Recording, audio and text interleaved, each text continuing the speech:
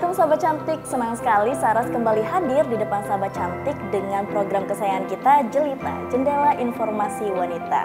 Seperti biasa Jelita hadir dengan informasi inspiratif buat sahabat cantik di rumah. Nah pada episode kali ini seperti blus yang Saras kenakan, yakni kita akan membahas mengenai batik. Seperti apa informasi selengkapnya berikut tayangannya untuk sahabat cantik di rumah.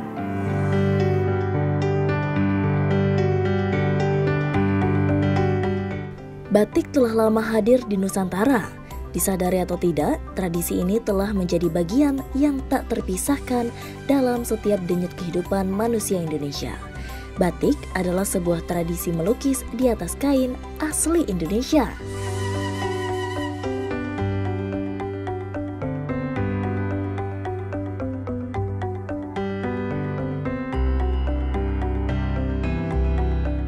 Kain yang digambar dengan aneka motif unik dan khas tersebut kemudian dikreasikan dalam berbagai rupa dan fungsi, serta digunakan oleh masyarakat. Motif yang muncul pada kain tersebut dibuat dengan cara dilukis dengan menggunakan canting, serta dengan teknik pewarnaan yang menggunakan bahan alami.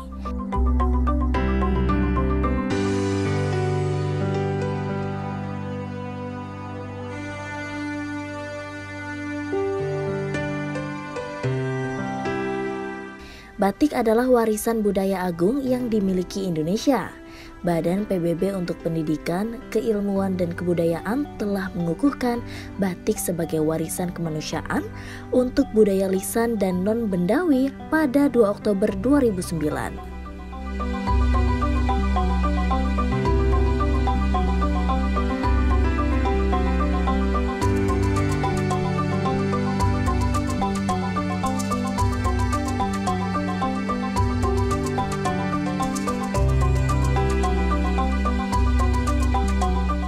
Ragam motif batik yang dimiliki Indonesia sangatlah beragam. Setiap daerah memiliki ciri khas motif batiknya masing-masing. Setiap goresan motif merupakan sebuah simbol yang mengandung suatu pesan yang ingin disampaikan.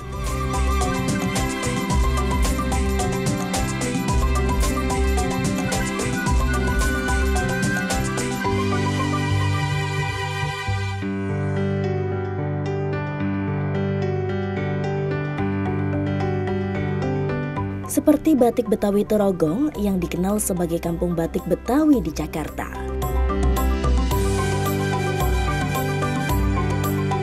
Batik Betawi Torogong memiliki banyak motif yang terbagi dalam 3 jenis, yaitu flora, fauna, dan ikon Jakarta.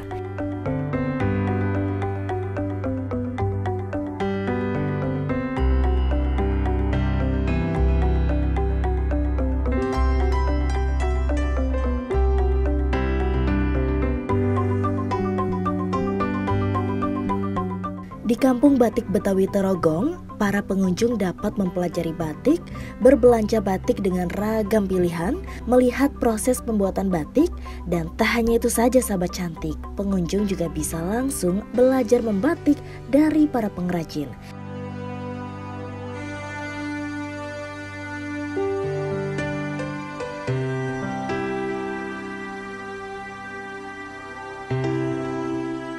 Nah, buat sahabat cantik yang penasaran bagaimana proses membuat batik Betawi Torogong, yuk kita ngobrol dengan para pembuatnya.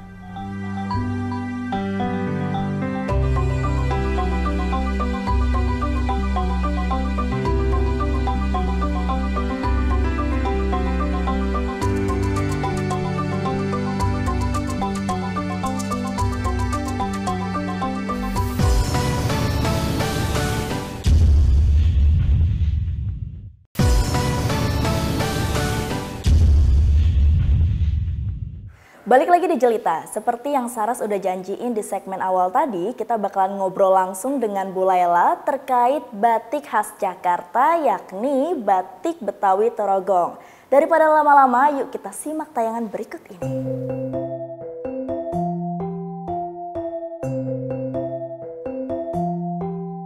Asal muasal batik Betawi Torogong ini memang keinginan saya dan beberapa keluarga saya ingin menghidupkan kembali batik yang zaman dulu memang di kampung saya ini udah banyak orang membatik gitu. Tapi hanya sekedar sebagai buruh ya. Jadi orang-orang di kampung ini di tahun-tahun saat saya kecil itu tahun 60, tahun 70 itu, 70 awal itu orang-orang kampung sini memang membatik. Jadi di sini ada sawah, ketika nunggu panen gitu mereka membatik, dan itu batikannya itu diambil di daerah Palmerah atau sekitaran daerah Tanah Abang gitu.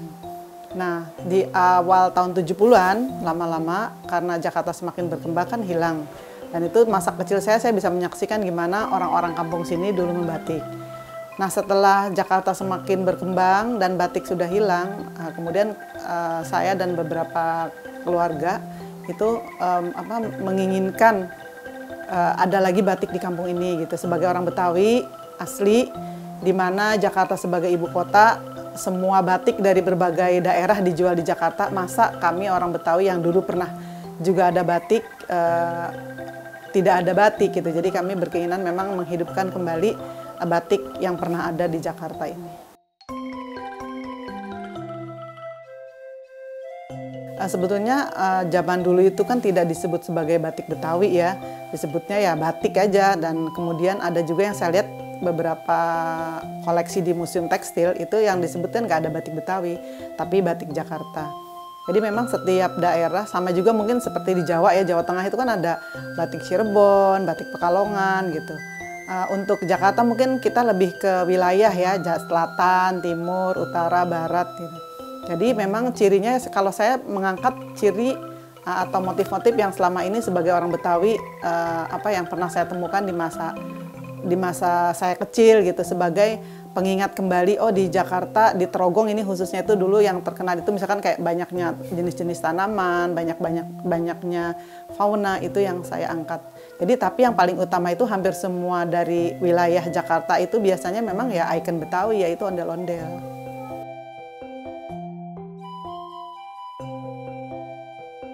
Tapi ondel-ondel itu dengan berbagai versi gitu. Sementara saya punya namanya ondel-ondel Maudi. Kenapa saya sebut ondel-ondel Maudi? Karena itu ketika saya mulai membuat batik, itu yang pesan pertama itu Mbak Maudi Kusnaidi.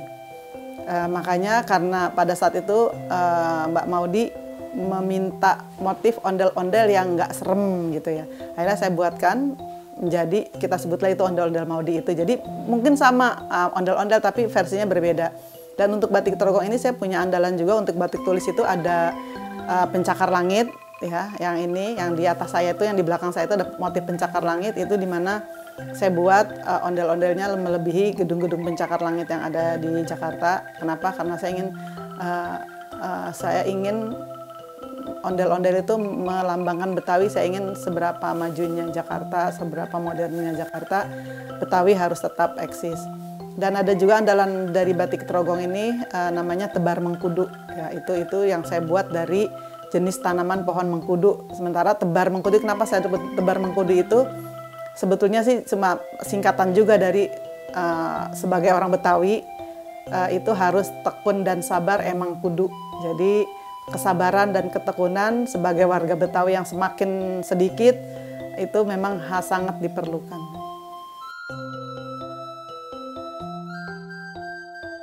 Ya, sebetulnya memang keberadaan batik Betawi Trogong ini selain pertama memang tadi saya melestarikan, ingin memberdayakan ibu-ibu sekitar, saya juga memang juga tempat saya ini terbuka untuk edukasi. Jadi saya ingin ketika kami yang udah generasi tua tidak ada lagi, itu memang harus tergantikan dengan generasi muda. Dan kita tahu saat ini memang anak-anak muda kurang begitu tertarik. Makanya kami mengadakan pelatihan ya, bisa juga berbayar, bisa juga tidak berbayar. Jadi mereka yang datang mau, Bu saya mau datang hanya untuk melihat. Nah, silahkan datang ke sini dan mereka bisa melihat.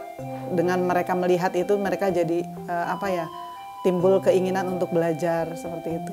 Dan kebetulan juga di sini banyaknya orang-orang asing yang datang. Jadi ketika ada orang-orang asing datang, anak-anak muda di sini melihat, mereka terpikir, oh iya ya, banyak orang asing datang ke sini. Kenapa yang penduduk asli malah melupakan itu. Jadi memang tempat saya ini terbuka untuk anak-anak generasi muda untuk belajar membatik supaya batik tetap ada.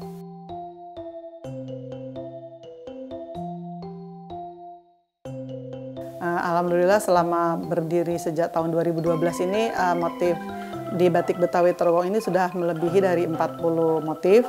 Yang pertama itu yang jelas itu memang yang ikon Betawi, ondel-ondel. Tapi ondel-ondel kami itu punya berbagai versi ya. Kemudian juga ada pancoran, ada tugu selamat datang, juga ada flora yang dulu-dulu banyak tumbuh di sekitar Betawi ini, itu kami jadikan motif. Juga ada kesenian tradisional Betawi yang juga kami jadikan motif Betawi.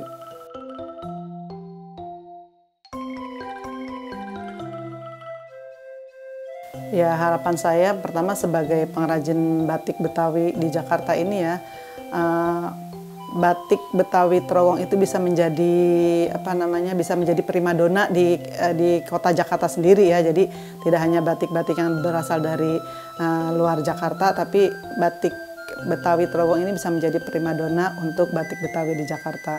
Juga harapan saya mungkin ya dengan adanya instruksi misalkan dari Pemda atau dari apa untuk menggunakan batik Betawi sebagai pakaian keseharian dalam bekerja.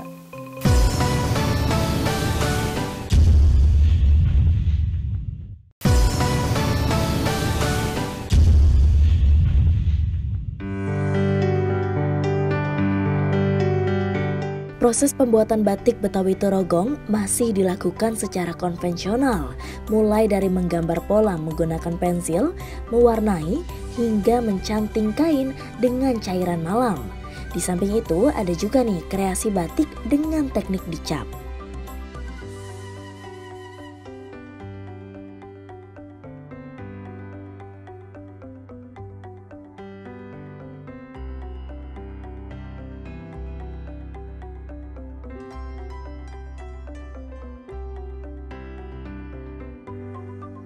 Kalau di batik Trogong ini teknik membatiknya itu batik tulis sama batik cap.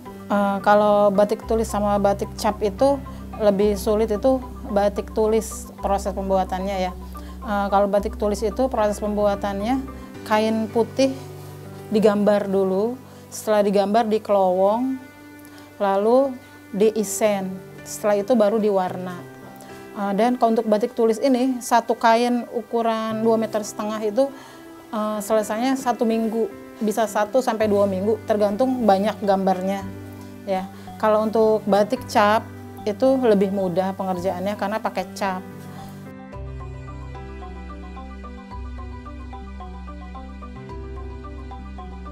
Bisa 1 hari itu bisa selesai kalau batik cap. Jadi kain putih dicap, udah ada capnya, setelah dicap diwarna.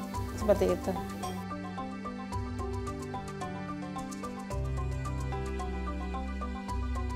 Kalau kenapa kita pakai batik tulis sama cap itu tekniknya? Karena emang proses pembuatan batik itu emang seperti ini ya. Batik tulis sama batik cap. Itu yang memang dari dulu tuh prosesnya seperti ini. Kita pakai teknik ini ya karena kita melestarikan supaya nggak hilang cara batik itu kayak begini, biar supaya nggak hilang. Terus biar anak-anak muda sekarang juga ngerti, oh batik tuh bikinnya seperti ini, susah ya, gitu ya, nggak mudah bikin batik.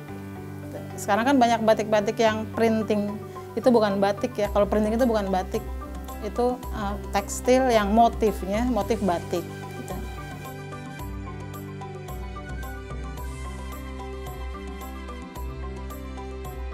Cuaca sangat pengaruh dalam proses membatik karena proses akhir batik itu dijemur. Dijemur itu ya membutuhkan sinar matahari. Walaupun nggak sinar matahari langsung, tapi itu sangat berpengaruh. Kalau musim hujan ya kita agak sedikit untuk dapat menghasilkan batik.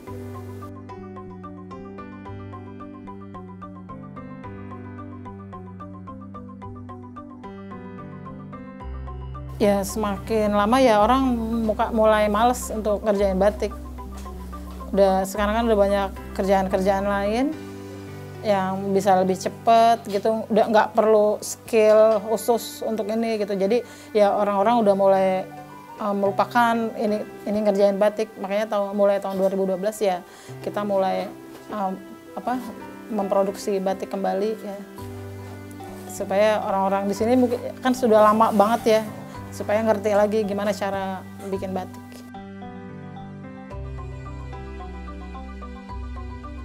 Ya, harapannya batik Betawi makin banyak dikenal ya.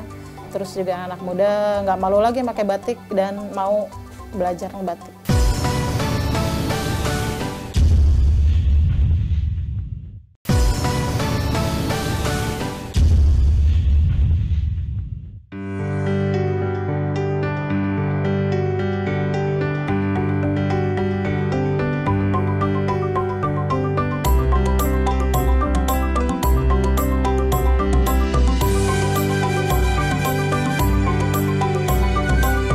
Adanya pengakuan dari lembaga internasional menjadi bukti bahwa batik merupakan sebuah karya agung masyarakat Indonesia yang syarat akan nilai-nilai luhur dan patut dilestarikan.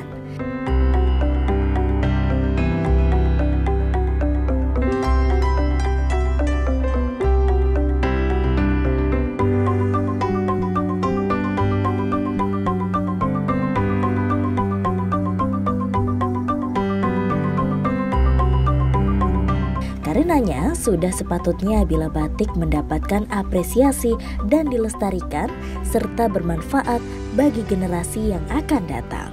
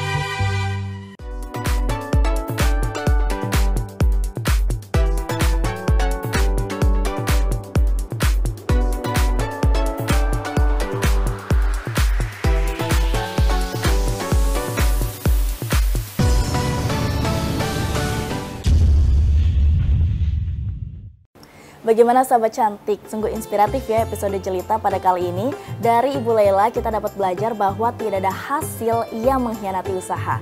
Kerja keras para pengrajin batik Trogong ini membuat namanya kian makin dikenal.